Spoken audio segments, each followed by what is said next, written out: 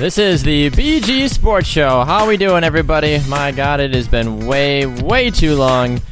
And even the show that's going on right now still isn't the normal show that I know that usually everybody's used to listening to. Normally you're used to listening to myself and Grant Coppersmith kind of going after it for a while, and Sam Wallace for many a month as well, too. But it's a little bit of a different story right now. We're in the process of redoing the show and getting back to where things used to be in the great world of the BG Sports Show, of course. But we've got a great show in store for you today.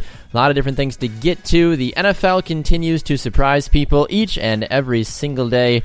I'm very honestly confused about a lot of the things that are taking place in the world of the NFL, but you know what? We're going to do the very best we can today to kind of dive through that and hopefully pick it apart a little bit. I know, obviously, those of you that are big fans of the show know that we are based in the Midwest, so we do talk a lot about the Green Bay Packers because we are in Milwaukee, of course. We are live, of course, on Facebook as well. Good morning, Frank, and Jay and Jeff that are all watching. Great to see all of you joining the party this morning as well. The biggest thing about today's show as well, too, is that I'd love to hear from all of you that are watching the show or listening to the show, too. If you're listening to the show live on Spreaker.com, you can comment on the show and go from there. If you're watching the show on Facebook, of course, you can also offer your comments that way as well. So a lot of good things to get to today. I want to go through the NFL and try to dive through some things. College football, I know, is a big topic right now. The MLS playoffs, the NBA, a lot of different things going on. So first and foremost, I think we should lead off the show, of course, with what is going on in the NFL. And if you do want to interact with the show, of course, you can find me at Baxter Colburn on Twitter. And the show is at BG Sports Show on Twitter as well. And, of course, Baxter Colburn on Facebook. If you want to go that route and friend me, I usually will accept you depending on who you are. No, most of the time I'm a very nice person. I try to be. All right, so let's dive through it. The NFL continuing to surprise a lot of people, at least myself. Maybe for the rest of you that are out there following, you're like, well, how is it confusing, Baxter? It seems pretty straightforward. I don't understand what your problem is. Well, when you consider the fact that the Oakland Raiders are 7-2 and the Dallas Cowboys are 7-1, and they just continue to kind of blow the minds of everybody each and every week, that right there is a big indicator for me of the fact that this NFL season is not like the others, honestly. You look at this has been one of the more injury-ridden seasons to my knowledge as well, too, with how every single team I feel like has just lost, one or two massive players, if not more, on their offense and defensive lineups. I mean, case in point, obviously, are the Green Bay Packers. We'll talk about them a little bit later on in the show.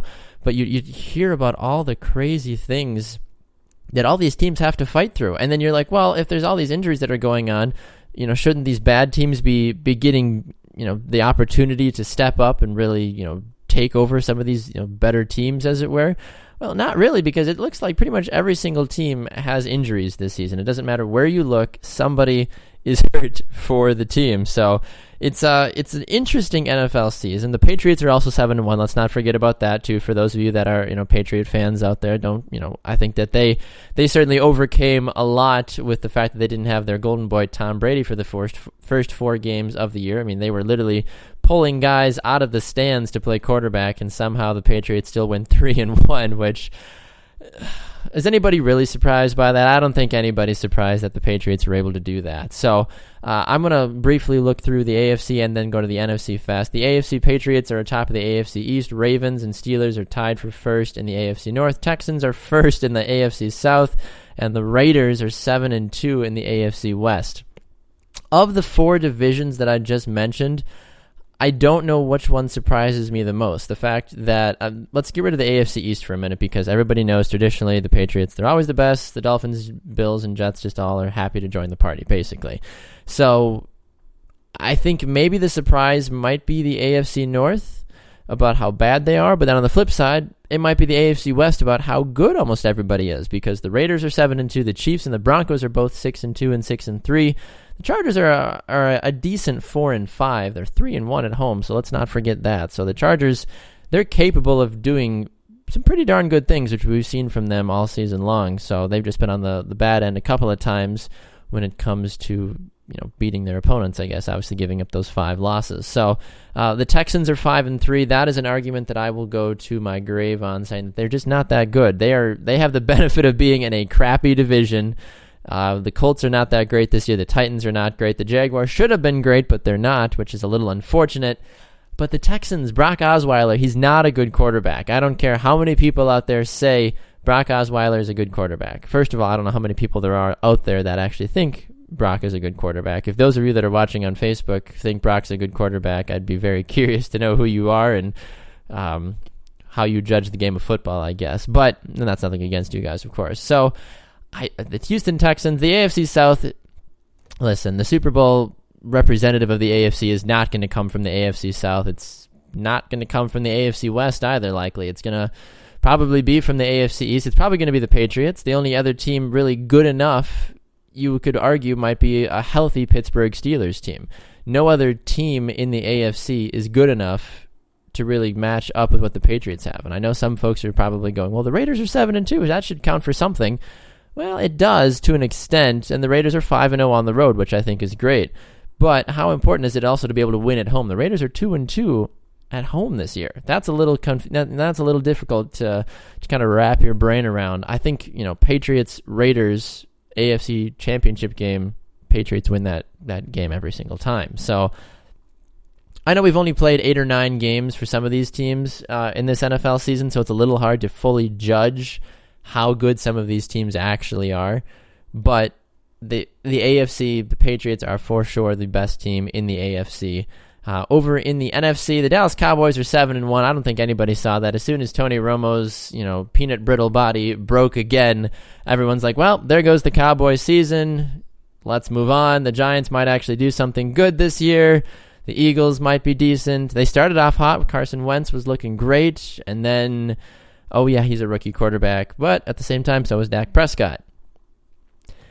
I want to know from everybody's perspective, how long do you think Tony Romo realistically has left in the NFL? Because if you've got a guy like Dak Prescott that is consistently stepping up and making the big plays with not the greatest supporting cast around him, aside from Ezekiel Elliott, do you even bother with Tony Romo? Do you cut him? Do you keep him as a backup for a rainy day? Or do you just kind of give the middle finger to Dak Prescott when Tony Romo's 100% healthy and say, look, Dak, look, you're great. You did the job, but Tony's our guy. And I think that's what so many people still kind of think Jerry Jones is going to do, which I think is ridiculous, because why in the world would you want to take a guy that's 7-1 as an NFL starter that obviously gets it and suddenly try to bring in another guy?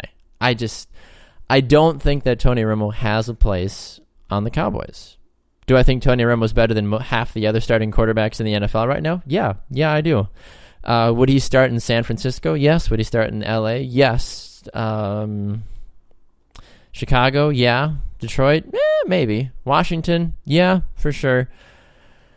Over Kirk Cousins? Yeah, that's a hard one. Either way. So that Tony Romo, Dak Prescott debate, I think, continues to kind of bother a lot of people. So we'll have to see, I guess, how good the Cowboys are. They went into Green Bay, which a lot of people know is traditionally a hard place to win at. Not this season, unfortunately. But Packers are 3-2 at home this year. One of those losses coming to the Cowboys, and then of course the Colts yesterday, which we'll get to a little bit later on. NFC North, pardon me. A little bit of a toss-up this year. Vikings are 5-3, Lions are 5-4, Packers are 4-4, Bears are 2-6. The Bears are done and dusted. Nobody cares about the Chicago Bears, as most people don't really any year. So, in that regards, nobody really seems to be, that bothered, I guess, by how poor the Chicago Bears have been playing. The Packers, of course, finding themselves in third. Very difficult to see, what exactly they're trying to do this season. Maybe they have what it still takes to make the playoffs. I know it's still early, so let's not jump off the bandwagon too fast. For those of you that are Packer fans, Detroit Lions, though, 5-4. They got a big overtime win against the Vikings yesterday, thanks to what Golden Tate did. Let's not, take away from the Lions the fact that they beat the division leader. That's a big deal if you're a Lions fan. Vikings, how long? The Vikings are literally holding on to every last little piece of, healthy players on their team that they can. I don't really know how much the Vikings have left in them, in all honesty. And it might honestly be the year we finally see Detroit maybe take the NFC North crown. It's been a long, long time, but it could be because of the fact that Green Bay has everybody and their mother's mother injured. Minnesota's on their way to that journey as well too, and Detroit has kind of casually been hanging out there. So certainly something that could possibly happen if you think about it. I guess we'll have to see if Detroit has what it takes though. Aside from that though, the rest of the NFL, the Falcons are 6-3. Nobody knows too much more about the NFC South except that Carolina's 3-5. Oh wait, the Panthers actually aren't as good as we thought they were. Interesting. Maybe they just played in a crappy division last year and had an awful season as a whole in terms of the opponents that they played last year, who just really weren't that good, which allowed them to step outside the norm and do so well and go to the Super Bowl. They were a good team. Let's not take anything away, of course, from the Panthers last season. They were a quality team. And then you look at other teams that are traditionally supposed to be good. Seattle's 4-2, Cardinals are 3-4-1, 49ers are 1-7, LA is 3-5. So the NFL overall very confusing. I don't even know if we fully got through it all, but either way, we're gonna run to a quick break.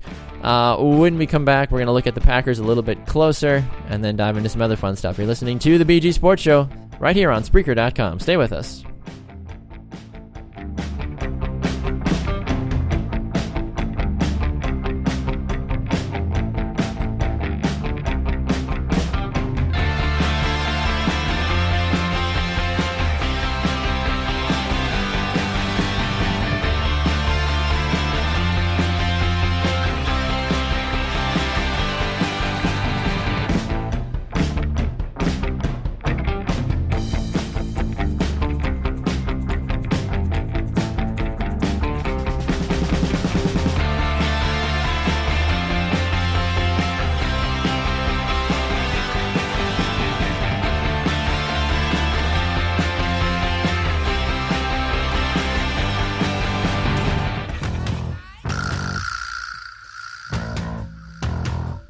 Welcome back to the BG Sports Show.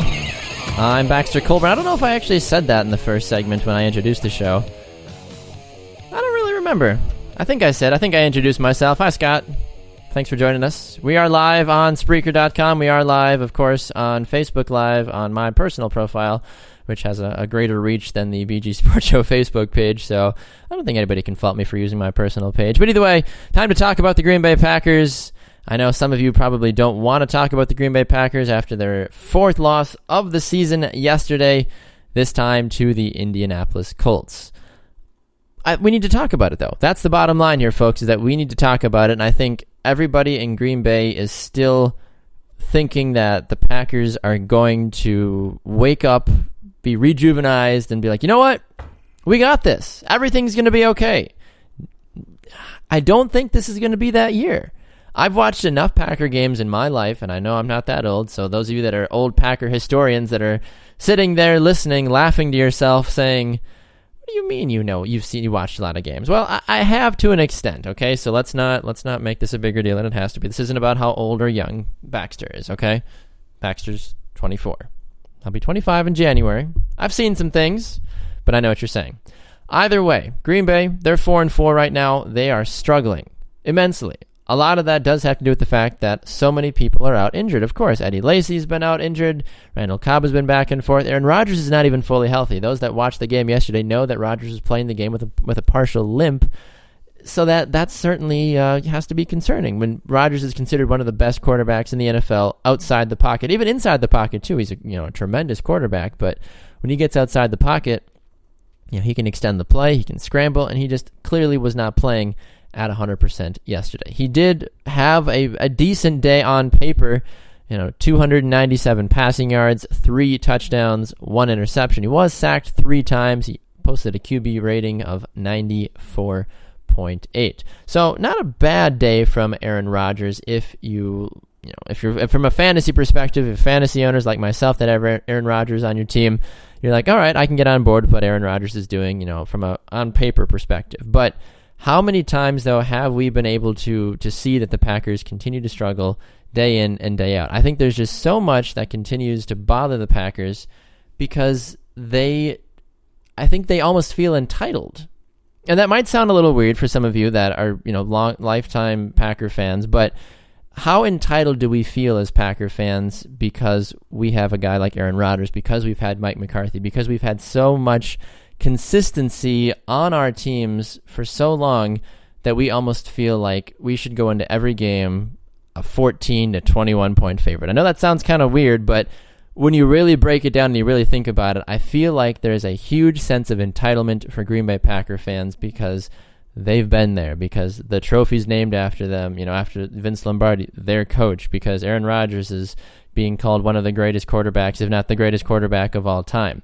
When you have those type of accolades being tossed at you, I do feel like there's a sense of entitlement where you walk into every game thinking like, well, we got this. And I'm definitely guilty of that. There's been many times as a Packer fan where I've gone into games being like, I see no way the Packers can lose this game, and then they go and lose the game. Obviously, it does kind of come down to coaching decisions. It does come down to how certain players, react when they have the ball in their hand. I totally get that. That's how sports works. You never know. That's how the Cubs won the World Series. 108 years, really? You're going to tell me that there wasn't other weird supernatural things that were taking place to prevent them from winning? They could have won before, which I know there were. But anyway, that's irrelevant to the conversation. So, bottom line is, though, that Green Bay drops another game at home, especially. Another game at Lambeau. They've lost 2 of their 5 games at Lambeau Field this year. They lose to a Colts team that was 3-5 coming in, that had only won 1 game on the road. Those are not things that you want to be happy about. The fact that your leading rushers are Ty Montgomery and Aaron Rodgers, also not things to be super proud about. I understand there's not a consistent, healthy running back in Green Bay right now, that Don Jackson, whoever the heck Don Jackson is your starting running back right now. And your fullback, Aaron Ripkowski, touched the ball twice for 4 yards. So, yeah, there's some problems in Green Bay.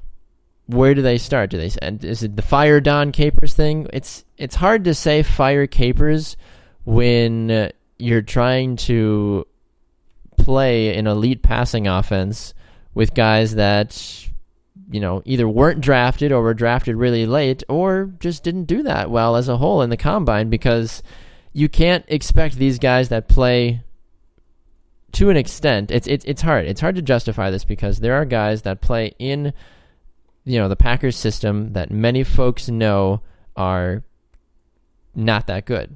But because they put on the green and gold, people immediately assume that they're going to be the next story. They're going to be the next Clay Matthews. They're going to be the next Morgan Burnett. The next Clinton Dix, who did have a good game yesterday. 2 interceptions from him. He did miss that very obvious, what would have been, potentially game-changing sack late in the fourth quarter. For those of you that saw the play, he got literally, half of his body onto Andrew Luck's body, but Luck kind of shouldered him off and said, nah, thanks, I'm going to throw this dart down the middle of the field for 20 yards and just stab a knife right through the heart of Packer fans and, call the game there, basically. So, let's be honest. Green Bay is doing the best they can with what they have. I really don't want to hear the fact that people are saying that the Packers can still win the Super Bowl, because at this point they cannot. There's no way any of you can honestly tell me that this current team that the Packers have, assuming that the players that are healthy right now are the players they use the rest of the year, there is absolutely no chance that this Packers team wins a Super Bowl. There's just not. I obviously I want to hear it from you guys if you think there is a possibility of that happening, but I really, really, really do not think this Packers team is going to win a Super Bowl this year. And that's just kind of how it works. And I know that Green Bay is one of those franchises that if they don't win it after 4 or 5 years after winning a title again, that some folks start to get really, ooh, what's going on with the Packers? It's part of life, guys. It's how the game is played. It's how sports happen. It's all about the coaching decisions. It's all about the draft. It's all about so many different things that go into making a team a team. Sports are weird. And I love the fact that there's people like myself and other people out there that sit here day in and day out and actually try to figure it out. Because the sports gods sit up in sports heaven and laugh at us because we have no idea. I have no idea. You have no idea. None of us have any idea why things happen the way they do. But at the same time, we love it. We can't get enough. And I think that is what makes sports so great. So, do I think Green Bay realistically has any shot of making the playoffs. I think they at least have a chance of making the playoffs. I think Packer fans are going to get their hearts broken again, though, because, like I said, this team's just not good enough. Even fully healthy, that's still a hard thing to say because there are other teams in the NFL that I think are still much better. And Green Bay's in third right now. And I know that the Lions and the Vikings are ahead of them. And I know for Packer fans, we kind of laugh at that, saying, well, it's just the Lions and the Vikings. They're going to shoot themselves in the foot. Why do we need to worry about what the Lions and the Vikings are doing? Because they're going to, shoot themselves in the feet, and then Packers are going to win, and we're going to win the division. We might win the division, sure, but that doesn't mean we're going to actually win the Super Bowl or win a playoff game. Just how it is. All right, let's go to another break. A couple other things to chat about when we come back. College football, soccer, NFL, not NFL, NBA maybe. We'll see. A couple other things we'll talk about when we come back. You are listening to the BG Sports Show live on Spreaker.com and on Facebook Live. Stay with us.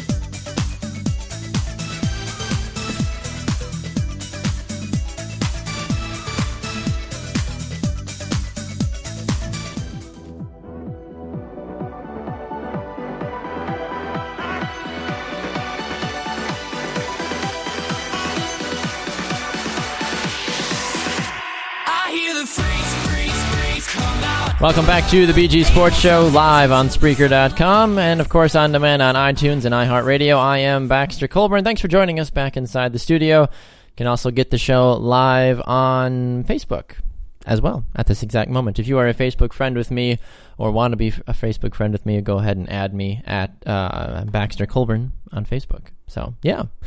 All right, we've had a good show so far. We've talked about the NFL as a whole. We talked about the Green Bay Packers as a whole. It's just so many things to talk about that I almost feel like I'm kind of giving you the 3-cent version of everything, which I feel bad about at times. Not the 2-cent, the 3-cent, because I'm giving you a little bit more than your money's worth, but at the same time, I can only give you so much. So if you do want to interact with the show, of course, though, you can find it on Twitter, at BG Sports Show, at Baxter Colburn. Are the ways to get about the show. You can contact me. Yeah, good stuff. For those of you that are wondering too, that are just listening to the show, traditionally the show actually used to be a 5-day-a-week show with myself and Grant Coppersmith, and then myself and Sam Wallace. There was a time earlier in 2016 that the show got brought back on a Monday-Thursday basis, which maybe will happen again. It's a one of those things where the saying goes, you always remember your first, and you remember your first car, you remember your first kiss, et cetera, et cetera. For me, this was the BG Sports Show, the Bax and Grant Sports Show is what it was the very first sports show that I really was a part of. I created the concept with it with my good friend Grant, and then it's one of those things that it's definitely got a piece of me. I put a lot of time and effort into the show as a whole, so it's hard to fully, walk away from this show just because there's so much that went into it that I feel like if it ever completely goes away, I might have to die first before the show actually ever fully goes away. So it might sound a little weird to some of you, but that's the thought, that's the feeling. So a lot of good things, though, that have come from the show that I know have definitely made my life a lot better. So a big thank you to all of those people out there that have made this show and this experience so much fun. And hopefully we can continue to roll with the show and make it even that much better for those of you out there, too, that love the sports world as a whole as much as I do. I want to jump to the college football world briefly for a little bit. I don't want to make this show super duper long, but I do want to talk about the college football world for a little bit, give you guys an update on what's taking place in the AP Top 25. The new rankings have not come out yet for the college football playoff, which I know there will be some changes, as there have been some people that have lost as well that were in the top 10 at least. So looking at the college football landscape, Michigan continuing to roll through everybody. I will say the biggest team that I'm surprised about from a casual college football fan is Washington. The fact that they are 9-0, all credit to them in all honesty. They have absolutely exceeded any expectation I think that most non-Washington Husky fans had, because I had no idea they were going to be that good in all honesty. The fact that they are, I think, speaks volumes to their program as a whole. I think it speaks a lot of... I think the fact that they are finally inside the top 5 is even more impressive as well, too. I think that really showcases just what this program is all about. So I think that's fantastic. For us Wisconsin natives, the Badgers are 7-2, currently in 7th place in the AP Top 25. I know there's still obviously a lot of football left to play. But, give the Badgers credit, though, for everything that they've done. They've lost against Ohio State. They've lost against Michigan. But aside from that, though, they've been able to go and defeat some high-quality top 15 talent, which I think will certainly speak a lot of volumes to them. Alabama's at number 1, Michigan's 2, Clemson 3, Washington 4, Louisville, Louisville,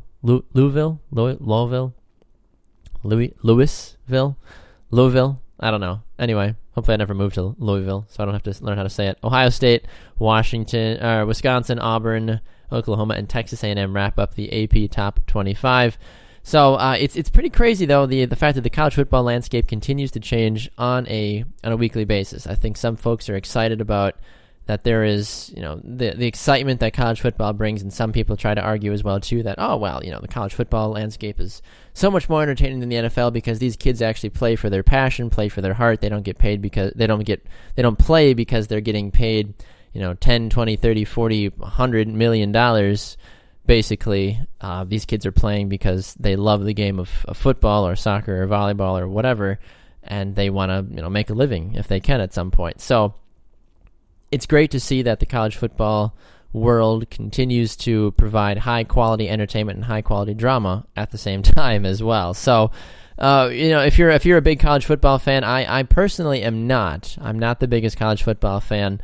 I do enjoy the Wisconsin Badgers. I do enjoy a good SEC game every once in a while. After someone that lived down in Florida for 8 years, I got the opportunity to get immersed in the the University of Florida. I got FSU, the U in Miami, and all that other fun stuff as well. So I got the full effect of just how important college football is, especially in the South, because like me, when I lived in Florida for 8 years, the Buccaneers are garbage, the Jaguars are terrible, and the Dolphins haven't been good since they won the Super Bowl. So that kind of tells you how long, what the landscape is of professional football to college football in the South, especially in Florida, is. Up here it's a little different, obviously, because you've got the Badgers and the Packers, who are both consistently pretty good, duking it out for popularity. In Wisconsin, at least. I know every state is different, of course, but I do think it's fantastic what college football does. I think it obviously helps the universities bring in a lot of money. I mean, the Big Ten as a whole last year paid $450 million, which is a lot of money for an athletic, the athletic departments, basically. $450 million last year. I think that's a little crazy. That also obviously, can trickle into the conversation of, well, why aren't we paying our kids to play, or at least giving them some food stipends or something to keep them, not trying to be a Division I 5-star athlete and also trying to get good grades as well, too. So there's a lot of arguments that go into those type of things. You try to raise awareness for what those kids do on a weekly basis, but I think it's always interesting. That conversation is a touchy subject, I think, for a lot of people, because it's like, well, of course kids should be paid, but it's like, well, for what sports? Because then, especially like, for college basketball, you have to play 1 year of college basketball, and then you're eligible to go to the NBA, where you can all of a sudden be making millions and millions and millions of dollars as an 18, 19, 20-year-old kid. Let's be honest, 18 through 20-year-olds don't need to be making $50 to $80 million. They just don't. That's a recipe for disaster that nobody is going to be happy with that result, in all honesty. All right, we got to go to another quick break. When we come back, I'll do a quick little wrap-up of the show, look around and see if there's anything else fun going on, and see from you guys that have been listening and watching on Facebook Live if you have any comments or questions. Appreciate it. Stick around. You're listening to the BG Sports Show on Spreaker.com and on iTunes and iHeartRadio.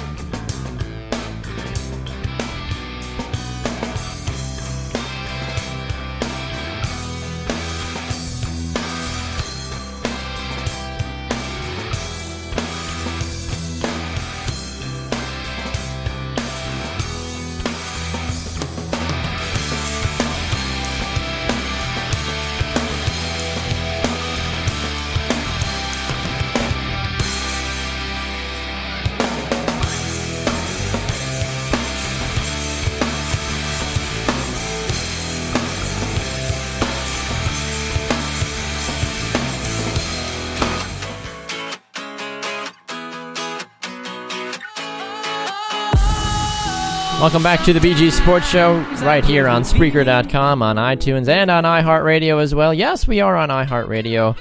It's not a typo. It's not a weird thing. Yes, you can find the show. You can go to iHeartRadio.com or iHeart.com, whatever the official URL is, and you can search for the BG Sports Show. And sure enough, there it is, the BG Sports Show on iHeartRadio. Kind of crazy, pretty exciting, but either way, fun stuff. We've had a great show. I'm very grateful for all of you that have been able to tune in and listen, and also those of you that have watched live on Facebook as well.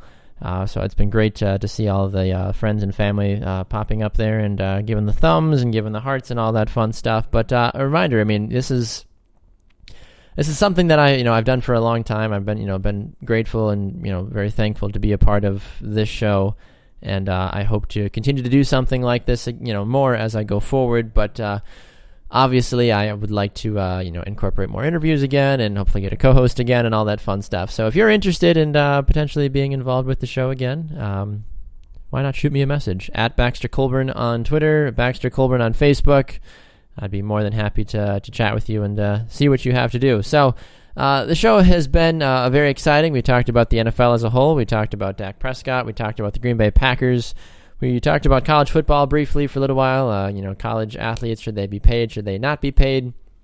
Aside from that, I don't want to steal too much from you. I will tell you this, though, that if you're looking for more soccer insight, that you can check out one of the other shows that I do on Tuesdays and Thursdays, 2 Up Front from 12 to 1 p.m. Central Time on Spreaker.com. And, of course, if you are into the sports trivia thing-mabopper that is out there, you can go and find out the other show that I do, What's the Score of the Sports News Quiz, as well. That comes out on Mondays at 8 a.m. Central, so it actually just dropped about 34 minutes ago. So go check it out. You can find all those shows on Spreaker and on iTunes and on iHeartRadio as well, too. So very special thanks to all of you that tuned in. It's been a blast. Let's do this again sometime soon. And I appreciate you guys tuning in. I am Baxter Colburn. Thanks so much for listening to the BG Sports Show. Remember, you can find the show on iTunes, Spreaker.com, and on iHeartRadio as well. We will see you guys next time. Enjoy the sports world and all the chaos that ensues with it.